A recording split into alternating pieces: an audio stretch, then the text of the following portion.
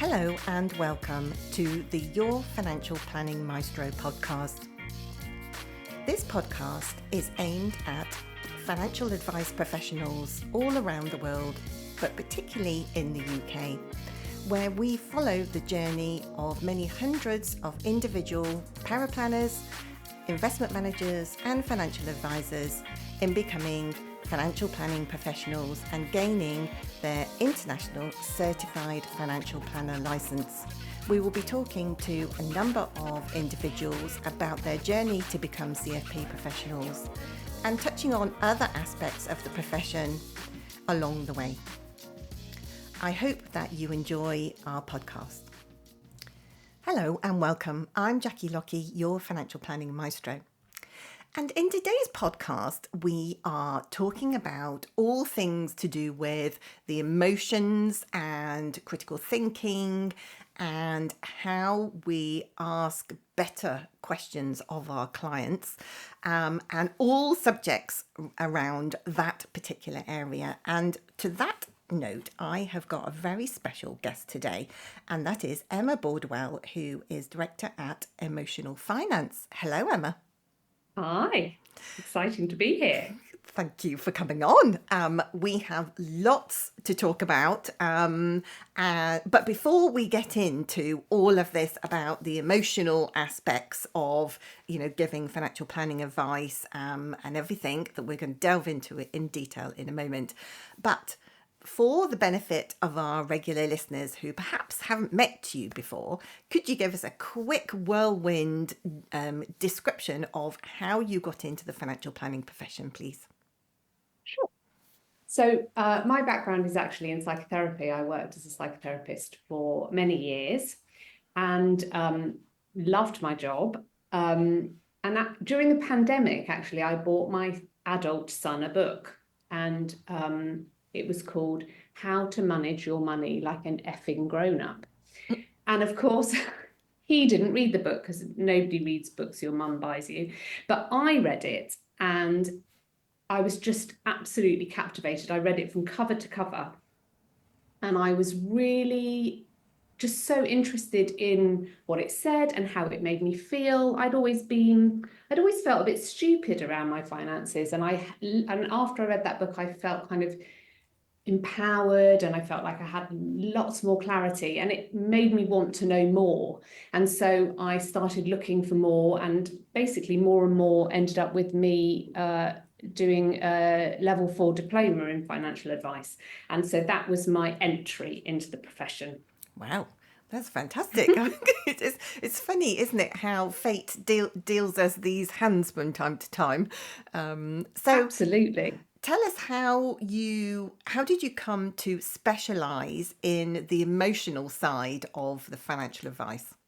Sure. So sort of to carry on the story, then what happened is I took my first role in financial services and really quite quickly was a bit disappointed, I guess, that what I was expecting to be able to do felt really backgrounded. So what I mean by that is the relational aspects of building trust and allied relationships with clients to help them feel that sense of empowerment and clarity that I had so loved, I felt was really backgrounded. And so I started Emotional Finance really to speak to that, to try to right what I feel is a bit of a wrong, that there isn't enough attention paid to building trust, to building soft skills, to building relational and emotional skills. And in my mind, that's a disservice, both to clients, but also to the financial professionals themselves. So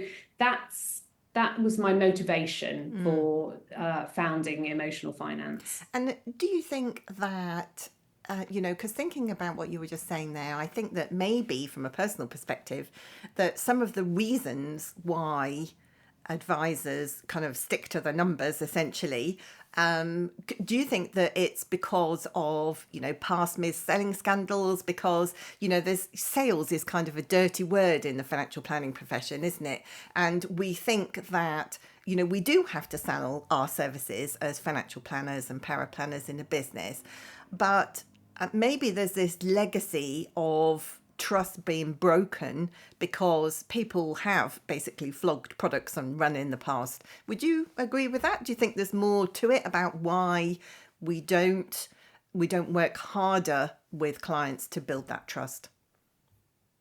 I mean, I agree with you. You'll know more. I mean, I'm quite new around here, so I don't have as much I don't have as much of a historical lens on this. I know that, you know, I'm doing those little speech things, the industry has a sales history and a sales legacy. And I see that as quite different these days. I hear a lot of people talk about the difference between the industry and the profession. And yes, so I think that really plays out. And, you know, also just on a more simple, practical level, my experience is that teaching around the more relational, emotional, soft skills just is absent from the training. So, of course, it's going to be backgrounded, and financial professionals are going to reach to that less because it really sort of hasn't been taught to them, and the importance of it hasn't been paid attention to. Yeah, absolutely. And so what can you identify as the key aspects of advice that you see you're regularly missing from a typical, financial planner's skill set? Sure. Well, what I go to when I think of that is that I've developed what I'm calling an emotional finance model, which basically speaks to the key aspects that I believe are missing or that need more attention paid to. So that's how I kind of frame it when I think about that question. And how that is that I believe that the first aspect that's missing that really needs attention is about building the conditions of trust. So you've said there just a moment ago about how there's a kind of general perception of cynicism and of lack of trust in the financial services industry. That, I mean, we all know that, and there's so much research that plays that out. And so I believe that one of the things that we really have to do is build the conditions of trust. And I say the conditions of trust because what's inherent there is that we can't ask for or demand trust. We have to demonstrate that we are trustworthy. So I would say, and the emotional finance model breaks that into 4 aspects, which I'll just touch on incredibly quickly, which is benevolence, so caring. And I think that is what stands out when we conceptualize financial services as a helping profession. And I think that it's really important to do that as a counter to it being a sales profession. And that's actually, for me, I feel that that's obvious, but actually I think that's quite a controversial thing to say. And so I'm always interested in how people feel about that. But for me, I really conceptualize and want to advocate for financial services to be a helping profession. Yep. So just going back, so there's benevolence, integrity is one of the facets of building the conditions of trust, transparency, and competence. So that's the kind of starting point, which then I lead on to the building of emotional and relational skills. And that's things like being present, having authenticity, learning the art of dialogue, so listening to understand, being able to ask questions that come from a place of curiosity and discovery, being empathic, being able to respond appropriately to clients. And also things like not making assumptions, so being able to put our biases and assumptions aside. So that's the second key aspect, the emotional relational skills. And then the third key aspect of advice that I think is missing is very often the kind of process or the flavour of advice or planning is quite one directional. So you tell me what your issues are, and I will tell you what I think you should do about it, rather than it being a really co-created process where there's toing and froing, where advisor and client can be influenced by each other, where there can be support and challenge, always in the service of the client. But it's a kind of, it has a different flavour to it. And I think that is a key aspect of advice that's missing also. And that's really, that final aspect, I think, is really important, because something that I see in the training courses that I run is that a lot of financial planners, they would do a report for a client and then kind of lay out the options. And then they kind of go, oh, over to you, client, you tell me what you want to do. And what I've seen in practice is that the client then says, well, I don't know. I mean, I'm not the expert. I'm paying you to advise me. You tell me what I think I should do. I've given you the information. So I think it's interesting, isn't it, that there is, I think I agree to a certain extent that there should be this dialogue, but then there has to come to a point where the client can't know everything that a financial planner knows about markets or about different ways to achieve, maximize their chances of achieving their objectives by, tax breaks or anything else for that matter, using our technical knowledge that we have. So there does come a point where the advisor has to say, right, this, knowing what I know, this I think is actually the kind of best match in order to get you where you want to go.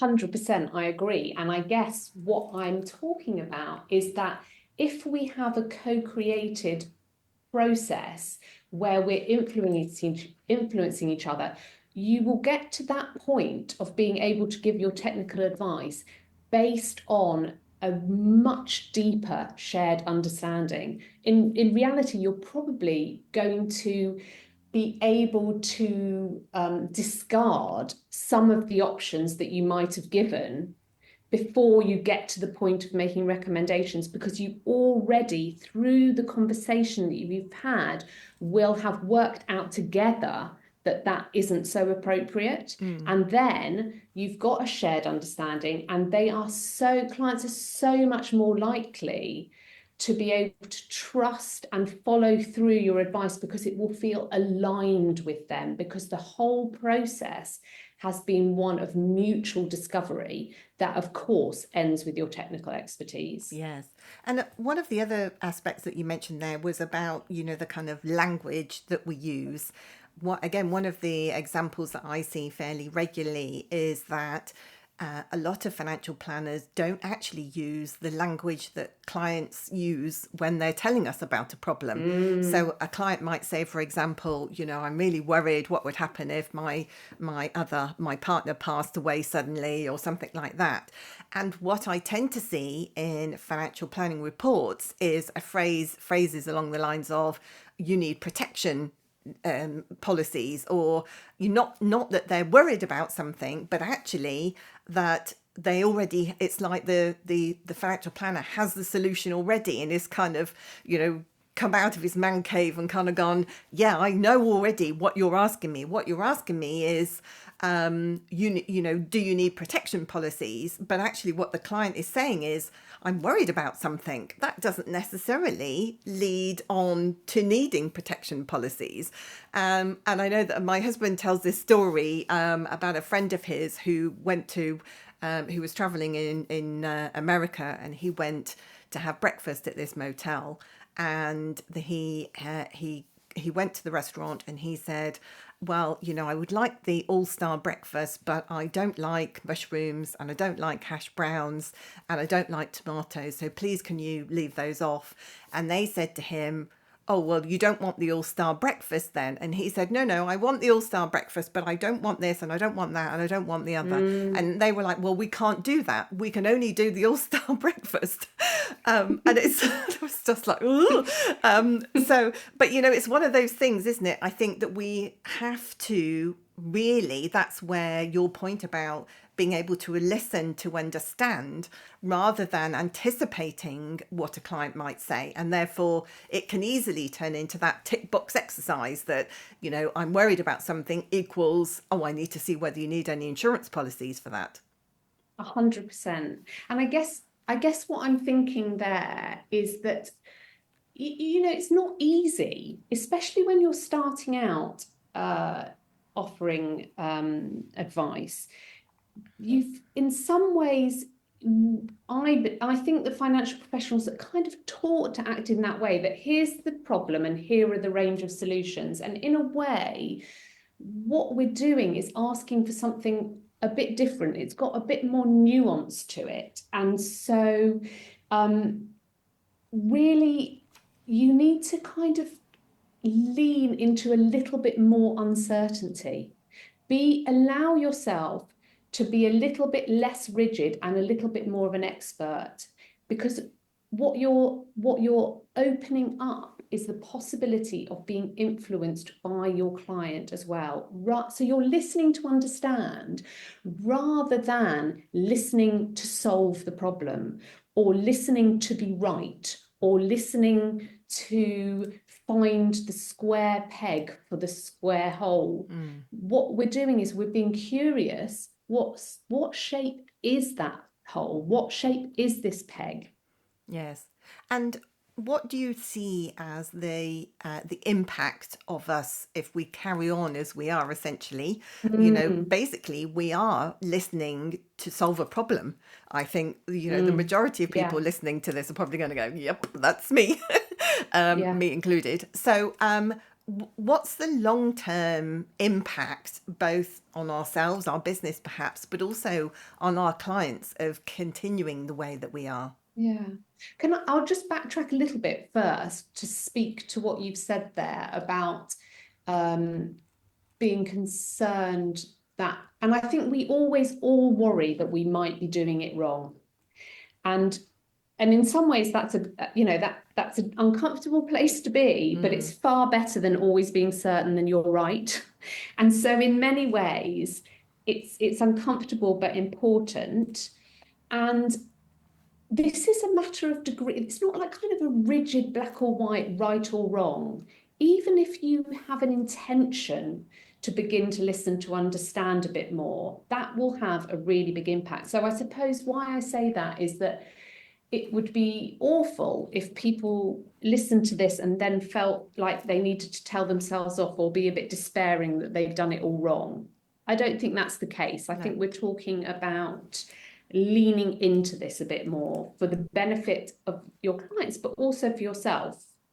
So let me go back to answering your question, which is what's the impact? And of course, the impact will be different for everybody based on their own experiences and their expectations of financial advice. So I think the best way to answer this question is really just to draw on my own experience and my own story. So my husband and I first saw a financial advisor many years ago. And it was an advisor that was kind of a family advisor that we were, introduced to through family. And he was a lovely guy. He meant well. He did want the best for us, I'm sure. But he fell into the trap, I think, of missing those key aspects that we spoke about. So there was never any attention paid to building the conditions of trust. There was never any attention paid to building a kind of deeper, more allied relationship.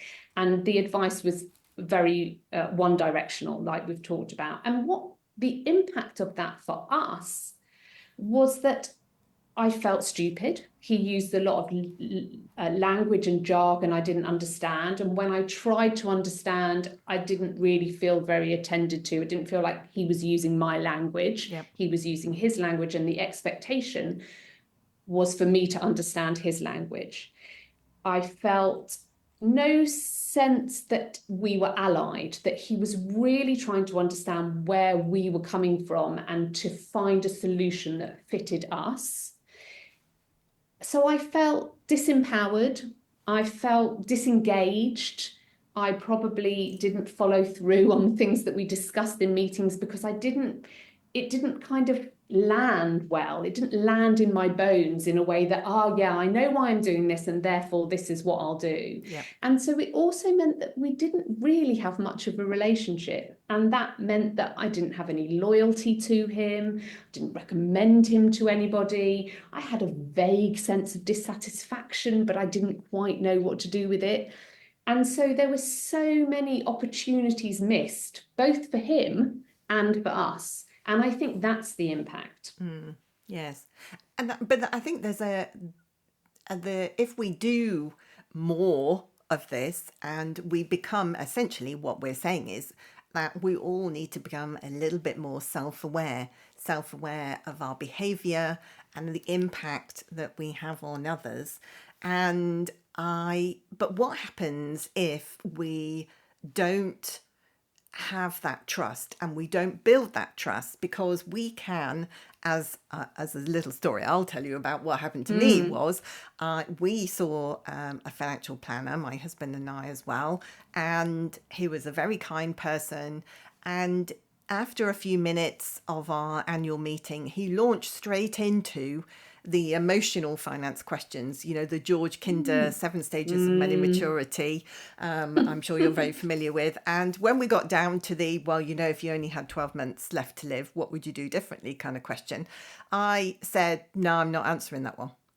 And I couldn't really put my finger on why I didn't want to answer that one, but it felt too personal. It felt too early, and it didn't feel like those questions were coming from him.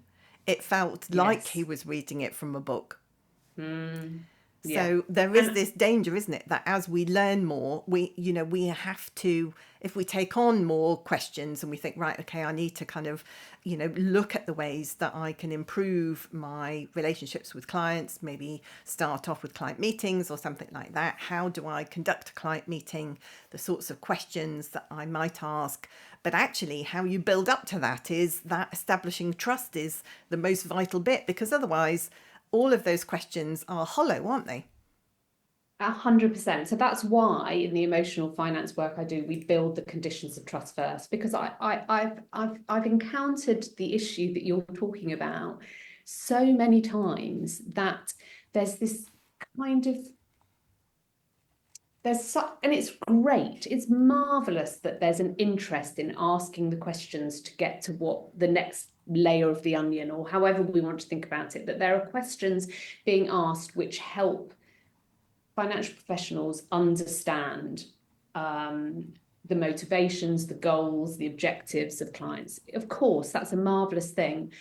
But as you say, unless you've built the conditions of trust first, unless you've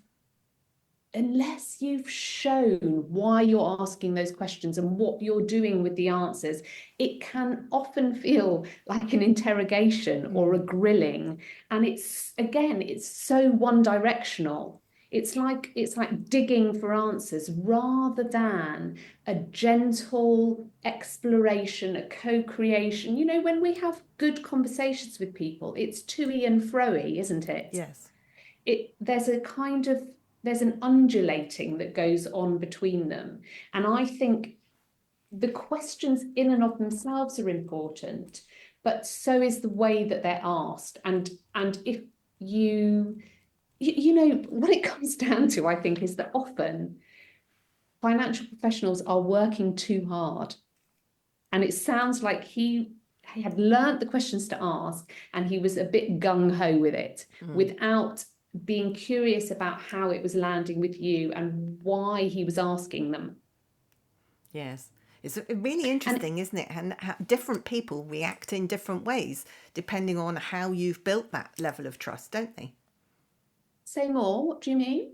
So if, for example, my husband at the time, he was perfectly happy to answer that question, even though we'd both heard the questions before. We know George Kinder actually, on a personal level quite well, and, have known him for 20-something years, I think, now.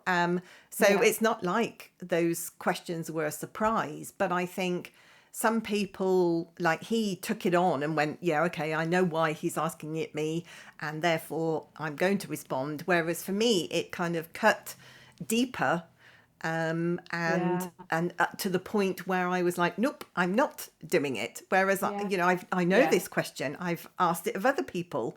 Why Mm. wouldn't I answer it myself? Surely it shouldn't come as a surprise. But it's about positioning it, isn't it? About and getting that engagement, like you say, having that Yeah. two-way conversation. And maybe for different people, and actually interesting when people are giving advice to couples, that there is this dynamic in the room between the two partners in the room as well, Mm. isn't there? Yeah. 100%. And I think the thing is, I'm quite curious to ask, what happened? How did he respond when you said you weren't answering that? Well, he asked me to answer it, and I said no. And then he said, why not? And I said, I don't feel comfortable answering it. Uh-huh. And so he left it and said, oh, let's move on then. Yeah. It's interesting because I think, like, contextually, what I'd be interested in supporting an advisor to be able to, because we might all be a bit clumsy, and we've all got the potential to get things a bit wrong for the clients that we're with. And what I might have encouraged him to do was be curious about that process and maybe say, okay, maybe I got that a bit wrong for you. I'd be really interested in knowing what could I have done differently, or what might you need from me right now to make this more comfortable for you and more useful for you, because this is a conversation we're having, not just so I'm doing this speech comma things again, which doesn't work in podcast, does it? But not just so I can extract information from you. This isn't about me kind of information mining. This is about a relationship. And I'm asking these questions because I really want to understand you in a way that you want to be understood. So what questions might suit you better? What is it that you want me to know to be able to be the best financial advisor I can for you? Yeah, yeah. It's interesting, isn't it? And I think sometimes when we add in the pressure of the regulator, we add in the requirements, we add in the legacy aspect of using sales skills to flog stuff to people and running, and all the several mis-selling scandals over the last 30 years now.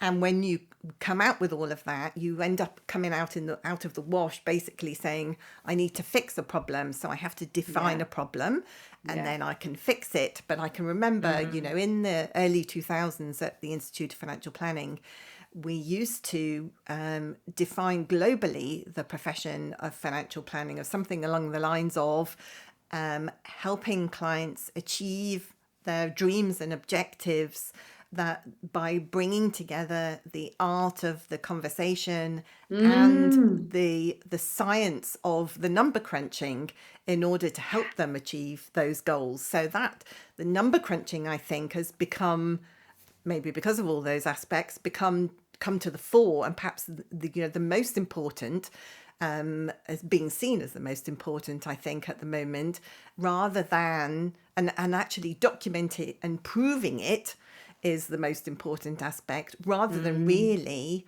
that other aspect of understanding the client's dreams to help identify the objectives. Because essentially the investments, a friend of mine who used to be the chief exec of the Financial Planning Standards Board in Denver, who are the global standards setting body for the financial planning profession globally.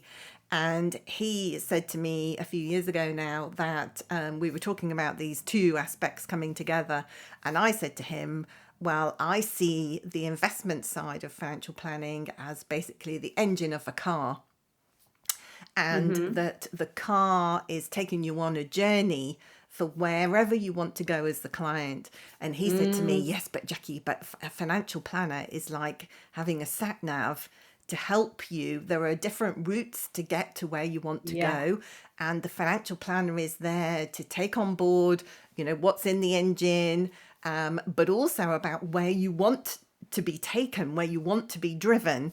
So kind of like your chauffeur, if you like, working out the best route to get you where you want to go. That's really what it's all about, isn't it?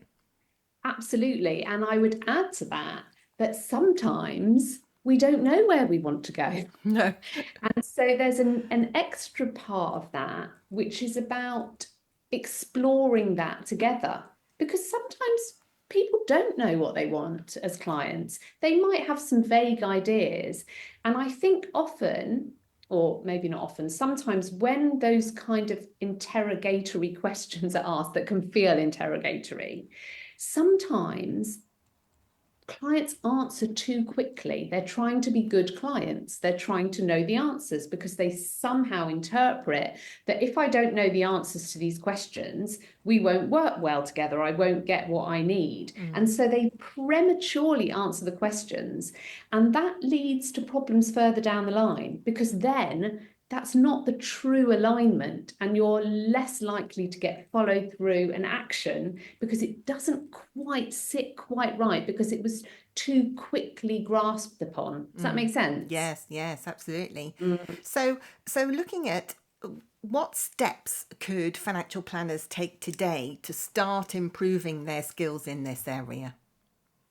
That is such a great question. I love that. So there's, I guess, what I'll say first is the bit that doesn't answer your question, which is that there's the thing about taking this stuff on, thing about leaning into emotional finance, is that we can understand it, but often it takes practice. So that it isn't a quick fix. You have to, unfortunately, in order to do the self-reflection work and to practice and to be clumsy and to get it wrong a little bit first, takes time. Yeah. So I couch these quicker fixes within that context. And yet there are definitely things that people can do today which will improve the way they connect with their clients. That doesn't take time. Well, I mean, yeah, I've started rambling a bit there, but you know what I mean. Yes. Okay, so the first thing is to pay attention to the quality of the presence and attention they are offering to clients. Clients, we can all pick up when people aren't paying attention to us, when they're a little bit distracted. And we live in a culture now that we often do 2 or more things at the same time. But when we do that, inevitably, there's only one thing we can really pay attention to. The other things are kind of on autopilot. So I would invite the first step to be to really consider how you can pay more attention. So what is it that you might need to do to kind of tune out the outside world so that you can tune in to your client in the room? Is it turning your phone off 10 minutes before? Is it going for a walk around the block, or walking up and down the stairs, or playing a song that you know kind of clears your headspace? Pay attention to how you are going to pay attention. And we can often do that by observing others. As you're walking around and you see people having conversations, see what you can notice. Can you tell whether they are paying attention to each other or not? That will give you a good indication of the things that we do or don't do to pay attention. So I'd say observe others, learn a bit more about what it looks like to pay attention, and find a ritual or some sort of practice to help you pay attention, because that will build trust and it will deepen your relationship with clients when they feel attended to. Okay, excellent. Right, I'm going to try those. Okay. I think another simple step is to use the word we more. Often we talk about you and we talk about I as the advisor, but simply by using the word we, it changes the tone to being more collaborative, that it's a joint endeavor, that you're in it with them, that you're co-conspirators, if you see what I mean. And I think that just that change of tone can make a difference. I would say a third step would be to just keep checking in with clients, especially during meetings, to pause, to allow them to reflect, and to keep asking, how does that sound? How is this for you? Do you feel like this is attending to what you want to attend to? Just you can't ever have too much feedback, because it's helpful for clients to clarify what's happening, and it's helpful for you as the advisor to make sure that you're aligning and being allied. Really interesting, really interesting. And Yes. then I'm going to pick another couple because you asked me for 5. Okay. I think I touched on one earlier that springs to mind, which is that don't work so hard. I think advisors often, probably because of the fear of regulation or the real desire, the real heartfelt desire to do the best they can for their clients, means that sometimes they work too hard to be an expert, to have the technical knowledge, to ask the right questions, which can feel like grilling, that, and to kind of often I see advisors and planners take on the role of change agent, that they are the ones that need to motivate and make clients follow through. And they take that really seriously. And it takes a level of responsibility that I think sometimes doesn't help the situation, because it sometimes can disempower clients. Yes. So allow them to be an ally, allow them to help formulate the responses and the recommendations. Obviously, they don't have the technical expertise, but they are experts on them. They do know what will fit and what will suit and what they can follow through on. Yeah. Let's think of the last one. I think to demonstrate your benevolence. So to demonstrate, tell your clients and show them that you care, that you're motivated by putting their interests first. I think often we think that that's implicit. We think that clients know that. But given what we've said about the history and the cynicism and the lack of trust, clients need that to be spelled out for them and demonstrated. And that will work in different ways for different advisors. It might be small acts like, where would you like to sit? Where would you be most comfortable? Little things like drinks, they seem silly and insignificant, but they're not. They show you are attending. It might be about maintaining contact between sessions, just to show that you're holding them in mind. Or it might be remembering details like names is often seen to be important, but it might be more contextual things like that than that. Remembering things that they enjoy, or just seeming interested, I guess, is what I'm talking about. Yeah. I can remember some years ago, doing a Dale Carnegie course, 6 Steps. And one of the things that was drummed into us that was this aspect that there is never anything more important in life than the person's name. That you use their name rather than, like you were saying earlier, don't say you, say we. But if you're addressing an individual about what they think about something, for example, to actually use their name. Don't just kind of muddle through going, oh, well, what do you think? But actually saying, Emma, how do you feel about what we've discussed?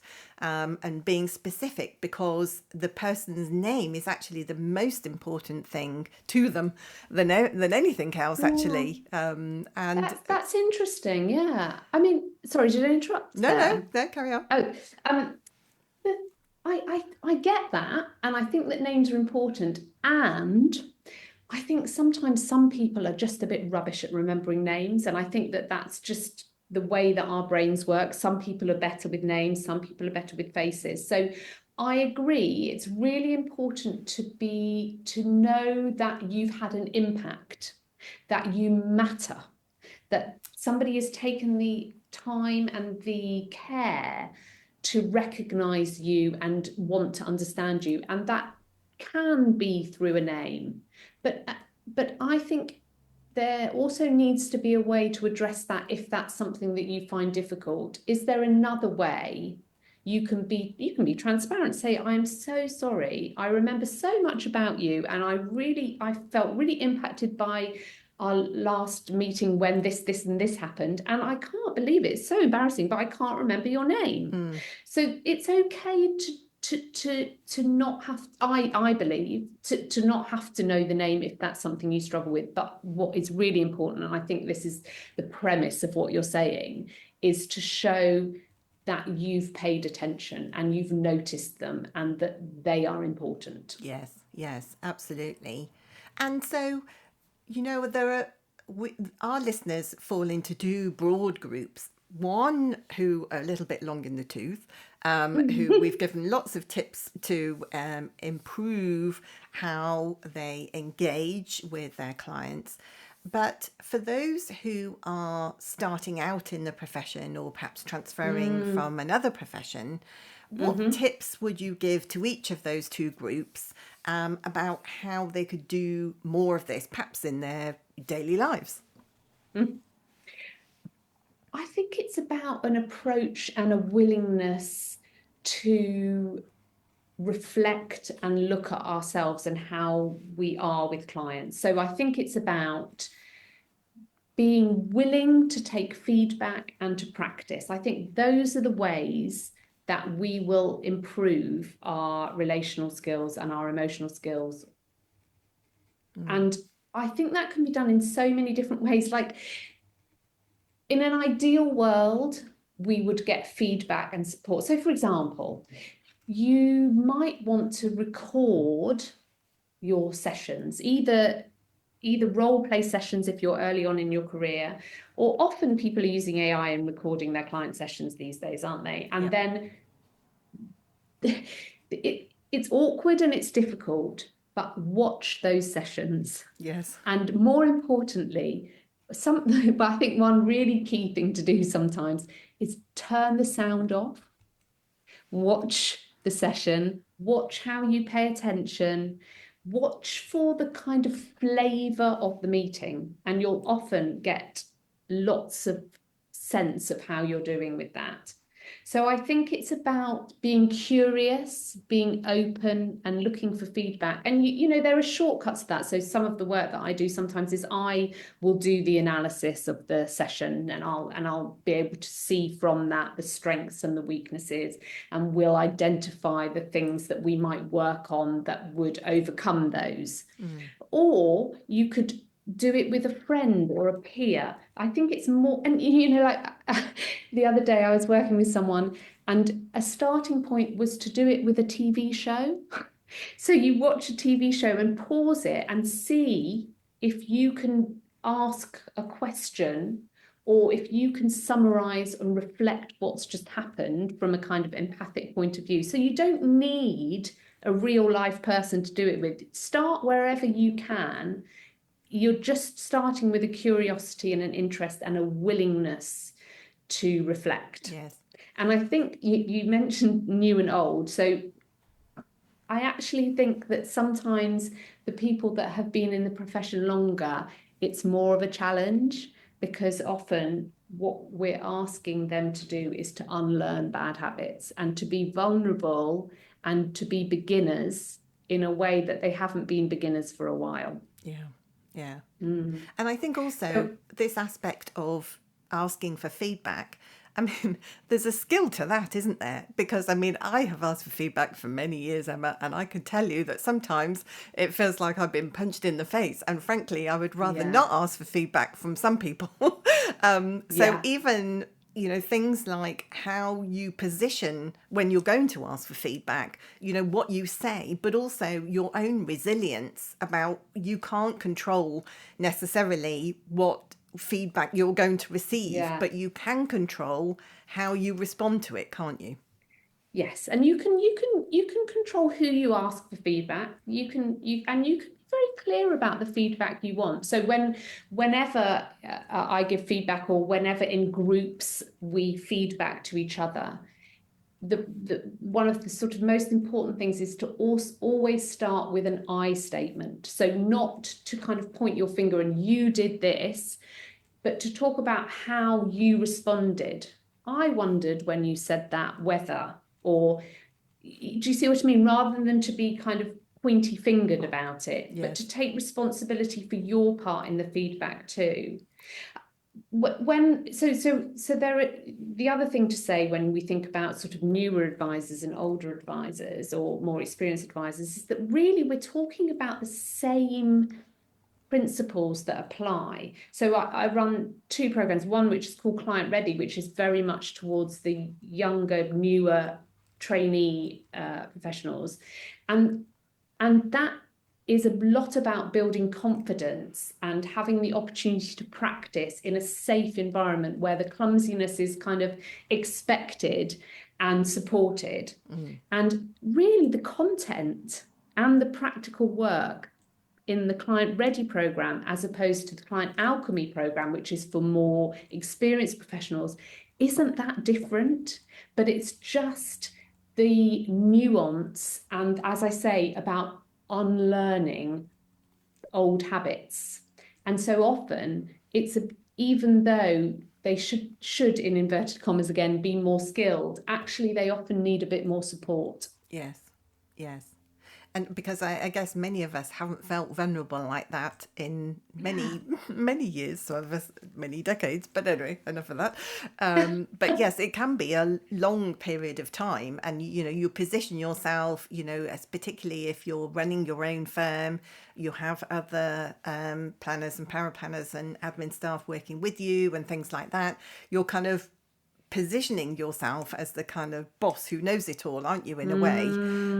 But you're kind of admitting your vulnerabilities, you're showing some of your vulnerabilities, but actually leading from the front still, that it's, the learning never stops. I mean, you hear that quite a lot in the profession, but we say that, but actually what we mean is that technical expertise learning never stops. But actually what we're saying is we want your other softer skills, engaging and, that emotional side of money to really have a bit more focus, don't we? Absolutely. And what, what an amazing role modeling, if a leader is willing to explore that area. Yes. What an amazing invitation to the younger advisors. Yes. So would you have a couple of tips for how we would encourage other people to follow our lead in that circumstance? I think it's an interesting one, isn't it? Because I think that we encourage through, as we've just said, through role modeling, through being generous and through leading by example. I think it's also difficult because we need to be willing to break down taboos. I think there's such a taboo about money, isn't there? And there's such a taboo about being vulnerable or about the bits that we're not so good at. Yeah. And so I think, it is just about leading by example is how that's how I approach it. And really it's the only way I know how to do it, because otherwise I think we fall into that trap of trying to be change agents and taking responsibility in a way that isn't helpful. Yeah. And so, Emma, we're approaching the end of our interview now. It's been absolutely fascinating, everything that you have shared with us. But if our listeners want to know more, can you tell us a little bit more about the courses that you have on offer? Sure.